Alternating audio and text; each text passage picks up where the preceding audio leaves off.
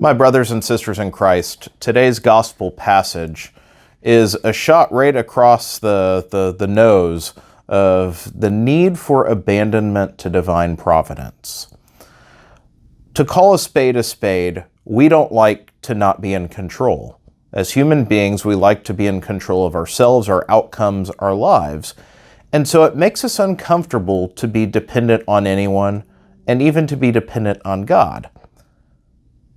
But the reality is, whether we accept it or not, we always have been dependent on God. We always will be dependent on God. And so the more we fight, the more we struggle and bring about misery in ourselves, when in fact all of it is always in the palm of God's hand. And so today's passage, the Lord challenges us with the way we fret about things, the way we worry about outcomes, we worry about provision, protection, all of these things, and God simply asks us to put our trust in Him. St. Catherine of Siena, in her dialogue with God, has a profound section on this, and I was reminded from a commentary I read, went back and looked up the fuller section in the dialogue, which is one of her great classic works. But this is just worth our reflection today.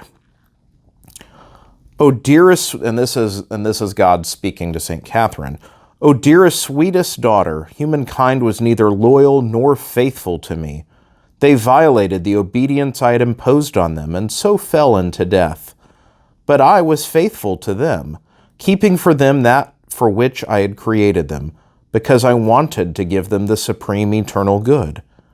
And to fulfill this, my truth, I joined my Godhead, the highest of heights, with the lowliness of their humanity, so that they were redeemed and restored to grace through the blood of my only begotten Son.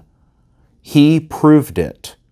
But it seems they do not believe that I am powerful enough to help them, or strong enough to aid and defend them against their enemies, or wise enough to enlighten their understanding, or merciful enough to want to give them what is necessary for their salvation, or rich enough to enrich them, or beautiful enough to give them beauty, or that I have food to feed them, or garments to reclothe them.